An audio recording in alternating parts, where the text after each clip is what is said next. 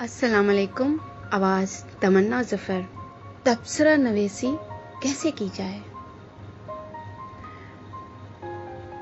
मजीद अहमद जाई लिखते हैं, तबसरा नवेसी एक फ़न है। फ़न कोई भी हो, आसानी से हाथ नहीं आता। इसके लिए जिद्दोजहद और सख्त मेहनत की ज़रूरत होती है। बार बार रियाजत करनी होती है। तबसरा किसी हद तक तनकीद का फरीज़ा भी सरअंजाम देता है।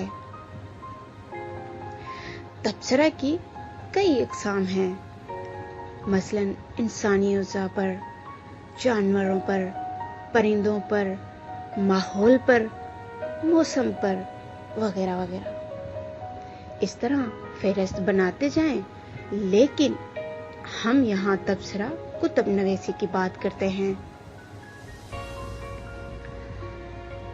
तबसरा का लग़वी माना तफसील, तसरी और तौसी होता है। अंग्रेजी में उसका मुताबिल लफ्ज़ रिव्यू है। उर्दू में तबसरा निगारी अंग्रेजी अदब से परवान चढ़ी है। तबसरा नवेसी करने के लिए आपको चंद ज़रूरी चीज़ों का लाज़मी ख्याल रखना होता है।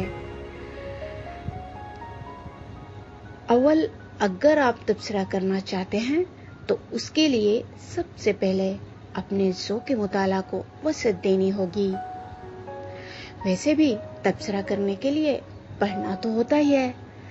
जब तक आपका मुताला वसी नहीं होगा, आपके पास कहने को तो बहुत कुछ होगा, लेकिन लिखने के लिए अल्फाज़ ज़ख़ीरा नहीं होगा। मुताला करने से आपका फ़ायदा ये होगा कि आपके पास नए नए अल्फाज आ जाएंगे। तख़ीलाती तौर पर महसूसात में इजाफा होता है और आपके लिखने का कैनवस बढ़ जाता है। नंबर 2, किसी भी किताब पर तबसरा करने से पहले इब्तिदा में किसी मुफक्कर का कौल दें और साहिब किताब की शख्सियत पर चंद ज़रूरी बातें लिखें, उसकी फ़िक्र व अफ़कार की बातें लिखें और मुशाहिदात पेश कर सकते हैं। नंबर 3, किसी भी किताब का तबसरा करने से पहले आपको मुकम्मल किताब पढ़नी चाहिए। मुकम्मल किताब पढ़े बगैर तबसरा कभी भी नहीं करना चाहिए, क्योंकि आजकल रवायत बन चुकी है कि साहिब किताब को खुश करने के लिए कसीदा गोई की जाती है, जो कि साहिब किताब के फ़िक्र व अफ़कार और खूबियों को दबा देती है। तबसरा निगार के लिए भी नुकसान का बायस होता है, जिसका इज़हार आगे चलकर होता है। नंबर 4, हमारी कमफहमी है या खुशफहमी कि हम मुख्तलिफ अखबारात व रसाइल में किताब पर चंद सतरे लिख देते हैं और उसे तबसरा का नाम दे देते हैं, जबकि वो तबसरा नहीं, किताब का तारुफ होता है। तबसरा मुख्तसर जरूर होता है, मगर मदलल और जामिया होता है, जिसमें किताब के हर पहलू पर बात की जाती है। आप हक और सच कहने और सुनने की ताकत रखते हैं तो तबसरा नवेसी शुरू कर सकते हैं। बाज़ लोगों का ख्याल होता है कि तबसरा नवेसी में तारीफ के फूल ही बिखेरेंगे, जिससे साहिब किताब खुश हो जाएगा और हमारी भी बल्ले बल्ले हो जाएगी। इस सूरत में वो साहिब किताब और खुद अपने साथ सिलम और ज़्यादती कर रहे होते हैं। नंबर 5, तबसरा नवेसी में किताब के मंदरजा और इसलूब बयान को कलीदी हैसियत हासिल होती है। किताब के अंदर मवाद के मुस्बत व मुनफी पहलू को इख्तिसार के साथ बयान किया जाता है। तबसरा नवेसी में बहुत ज़्यादा है, लाख भी नहीं होना चाहिए और बहुत ज़्यादा फराख दिली का मुजाहरा भी नहीं होना चाहिए। नंबर 6, तबसरा नवेसी करते हुए किताब में जहां गलतियों की निशानदी की जाए, वहीं साथ ही बता दिया जाए कि गलती की नोयत क्या है। मयारी और मुकम्मल तबसरा वही है जिस पढ़कर कारी किताब के बारे में ये राय कायम कर ले कि ये किताब उसकी जरूरियात की तकमील करती है या नहीं। साहिब किताब और किताब के मौजू पर मुख्तसर इज़हार ख्याल खूबसूरत अंदाज से बयान हो जाए। नंबर 8, तबसरा के अंदर किताब की कीमत, इंतसाब, सिफात, कागज और बार्डिंग के साथ साथ पब्लिशर्स का भी जिक्र होना चाहिए ताकि कारी किसी किस्म के धोखे फरेब में ना रहे। नंबर 9, तबसरे के इख्तिताम पर साहिब किताब को मुबारकबाद और नेक ख्वाहिशात का इजहार किया जाए। मिसाल के तौर पर मजीद अहमद जाई आइडियल लाइब्रेरी से फाख्ता और कबूतर। उस्ताद लिखते हैं, मुझे एक आर्ज़ा लाहिक है कि मैं किताब पढ़े बगैर तबसरा नहीं करता। मुझसे ये बददियानती नहीं होती कि किताब को उलट पलट कर देखा और चंद चित्रों पर तबसरा कर दिया। ये किताब और लिखारी के साथ नाइंसाफी है। मैं इंसाफ पसंद हूँ और खुद से इंसाफ करता हूँ। मेरी लाइब्रेरी के लिए फाख्ता और कबूतर आए, लेकिन जब तक शुरू से आखिर तक ना पढ़ा तबसरा करने से कासिर रहा हूँ। इसलिए ताखीर हो जाती है। फाख्ता और कबूतर का सरवरक मुझे बहुत पसंद आया। कामयाबी के लिए इंसान का बाअदब होना जरूरी है कि ऑटोग्राफ के साथ भेजी गई किताब का इंतसाब प्यारे अंकल सफ्तर सईद और आंटी फरजाना सईदा के नाम किया गया है।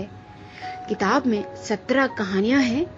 80 सिफात पर मुश्तमिल ये किताब मोटे हरूफ के साथ बड़े साइज की है, जिसे राबिया बुक हाउस वालों ने शाया किया है। पहली कहानी फरिश्ता नमा है, जिसमें 2 दोस्त और उसके वालिदैन गरीब दोस्त की मदद करते हैं और उनका दोस्त अपने मकसद में कामयाब हो जाता है।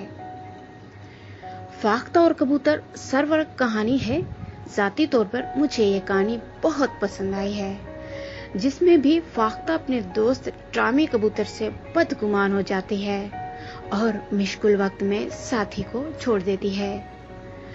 कौवा उनकी दोस्ती से जला भरना रहता है और उनकी दरमियान दूरी करवाने की हर मुमकिन कोशिश करता है। कहानी के आखिर में लिखारी ने खूबसूरत पैगाम दिया है, हसद करने वाले के लिए इतनी ही सजा काफी है कि वह दूसरों को खुश देखकर खुद जलता रहता है। रिश्ते और रास्ते कहानी अफसानवी रंग लिए हुए जो बच्चों के ज़हनी सतह से बालातर है। छोटी सी गुजारिश अप्रैल फूल पर लिखी गई है और बेहतरीन अंदाज से पेश की गई है। ये देश हमारा है, मैं इसमें जान औलाद से बढ़कर वतन पर कुर्बान होने का दर्स मिलता है। नदामत लिखारी ने कमाल महारत से माशरती पहलू को उजागर किया है। मजदूर को उसकी उजरत पसीना खुश्क होने से पहले अदा कर देनी चाहिए। सच्ची खुशी में गरीबों की मदद करने का बेहतरीन सबक दिया गया है। कफारा वाकई सच है कि इंसान को अपने गुनाहों का कफारा अदा करना पड़ता है। सालगिरह ने मुतासर किया, दूसरों की खुशियों में शरीक होना चाहिए और मिलजुल कर एक दूसरे की मसाइल हल करने चाहिए।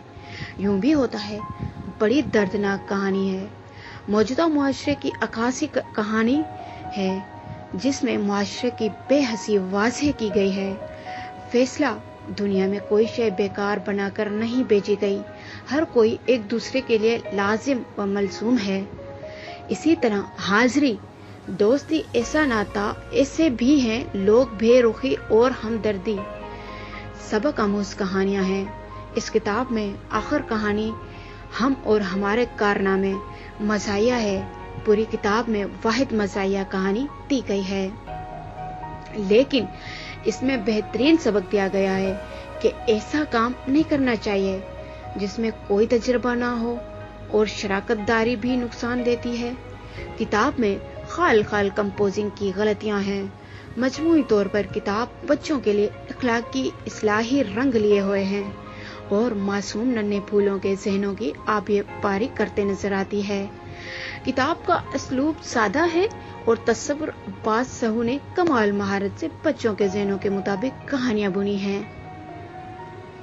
میری طرف سے ڈھیروں ڈھیر مبارک قبول ہو۔ دعا گو ہوں اللہ کرے زور قلم اور زیادہ والدین چاہتے ہیں کہ ان کے بچے اچھے شہری اور اچھے اخلاق کے مالک بنے تو اپنے بچوں کو فاختہ اور کبوتر ضرور خرید کر دیں۔ فاختہ اور کبوتر کو ہر اسکول کے کتاب گھر کی زینت ہونا چاہیے۔ اللہ تعالیٰ تصور عباس سہو بھائی کو اس کا لکھے کا اجر عظیم عطا فرمائے اور ان کا قلم یوں ہی اخلاقی اصلاحی کہانیاں صفا کرتاز پر بکھیرتا رہے، آمین۔ یہ تبصرہ تھا مجید احمد جائی آئیجو لائبریری سے۔ لیکن مشقی سوالات تبصرہ کے لیے سوال نمبر 1، تبصرہ نویسی کی تعریف کرتے ہوئے بتائیے کہ اردو ادب میں سب سے پہلے تبصرہ کس نے لکھایا، اس کا آغاز کہاں سے ہوا۔ سوال نمبر 2، آپ کے زیر مطالعہ جو کتب رہی ہے ان میں سے کسی ایک پر تبصرہ تحریر کریں۔ سوال نمبر 3، آپ کے نزدیک تبصرہ نویسی کون سی صنف ہے، الفاظ میں لکھیں۔ اسلوب کسے کہتے ہیں؟ اسلوب کا مفہوم ہے سبق اور اسٹائل کا مترادف ہے۔ عربی لغت میں سبق پگھلا دینے کو اور ٹکڑے ٹکڑے کر دینے کو کہتے ہیں اور پگھلی ہوئی چاندی کو کہتے ہیں، لیکن حال کے ادیب سبق کو بطریق مجاز نظم و نثر کی طرز خاص کہتے ہیں، اور جس چیز کو مغرب میں اسٹائل کہا جاتا ہے عموماً اس کا متبادل قرار دیتے ہیں۔ ادبی اصطلاح میں سبق یا اسلوب سے مراد ہے کسی مصنف کے فہم و ادراک کی خاص روش اور اس کے بیان افکار کو اس کی ترکیب، کلمات، انتخاب، الفاظ اور طرز تحریر پر غور کرتے ہوئے سمجھا جائے۔ اسلوب ایک طرز اظہار ہے جس کو انسان اور انسانی شخصیت کا آئینہ کہنا چاہیے۔ بفانٹ نے تو کہہ دیا کہ اسلوب خود انسان ہے۔ یہ بات بالکل درست ہے کہ ہر لکھنے والے کے اسلوب تحریر میں اس کی شخصیت جھلکتی ہے۔ اسی طرح سفرنامہ کیا ہے؟ سفرنامہ سادہ ترین معنوں میں سفرنامہ سے مراد تحریری روادات سے سفر ہے، لیکن محض روادات سفر بیان کر دینا ہی سفرنامہ نہیں کہلا سکتا، اور نہ ہی کسی ملک یا شہر کے حالات و واقعات، جغرافیہ، اہم عمارتوں، ثقافت یا زبان کا احوال بیان کر دینا ہی سفرنامہ ہوتا ہے۔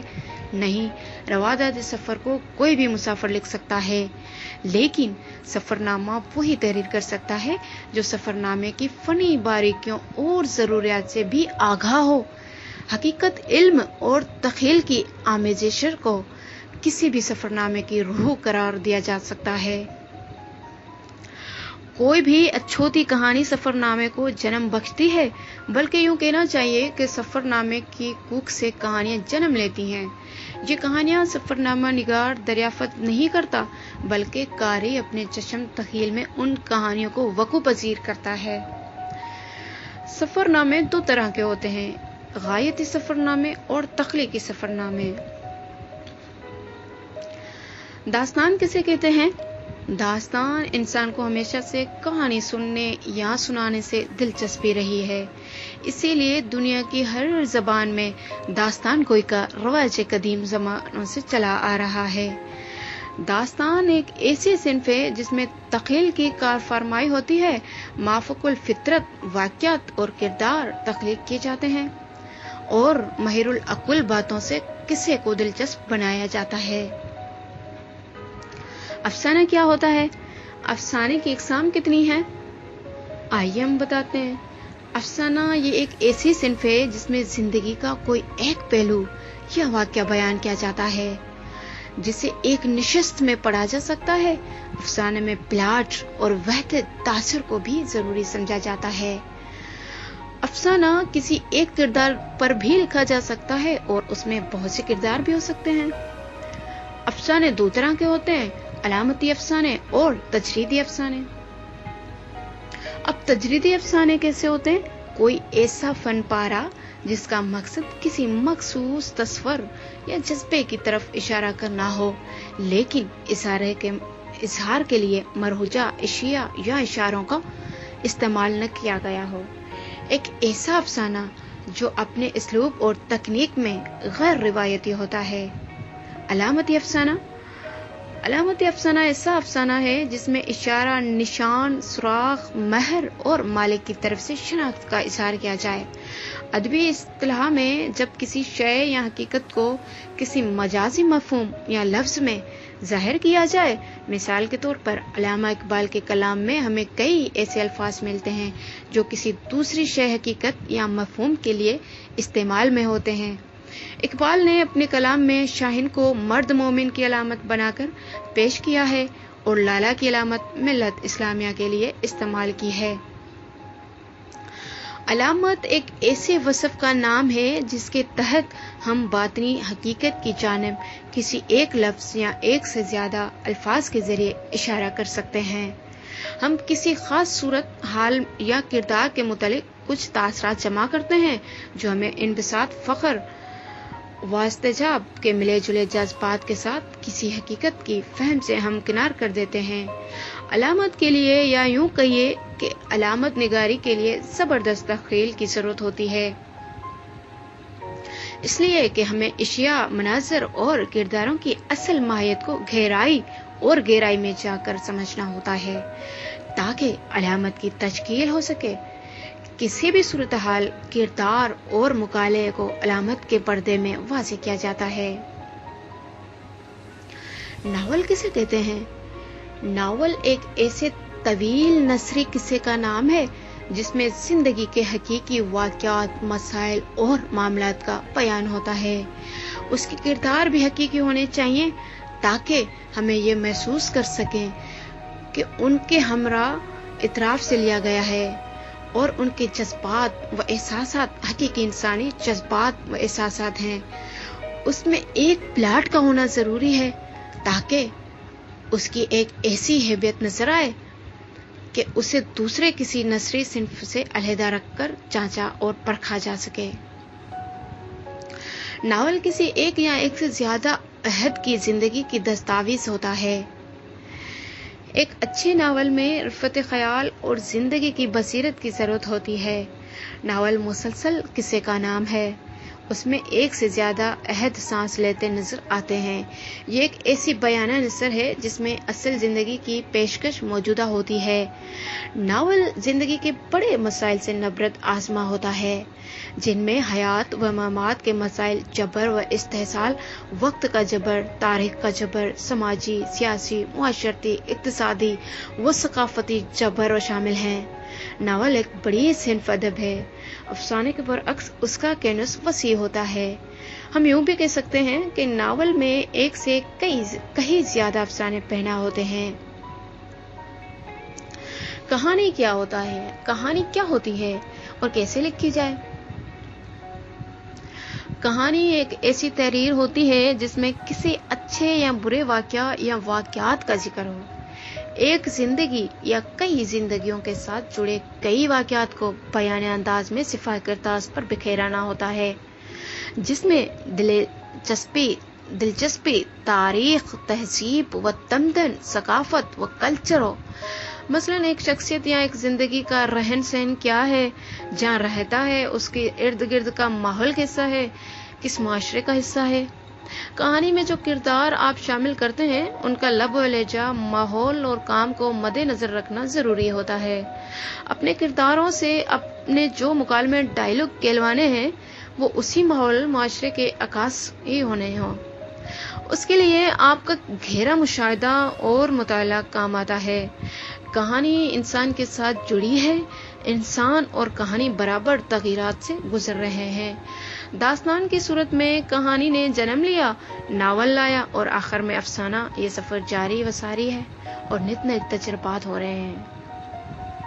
کہانی کیسے لکھی جائے، یہاں میں اپنا تجربہ بیان کروں گا۔ اگر آپ کہانی لکھنا چاہتے ہیں، استاد مجید احمد جائی کہتے ہیں، اگر آپ کہانی لکھنا چاہتے ہیں تو خود کو لکھنا شروع کر دیں، اپنے سے جڑے واقعات کو الفاظ کا روپ دیں۔ آپ پریشان ہیں تو پریشانیاں لکھیں شروع کر دیں، آپ خوش ہیں تو خوشیاں لکھنا شروع کر دیں، تنہا ہیں تو تنہائیاں لکھیں، یا جو موڈ ہے اس کو الفاظ کا روپ دیں۔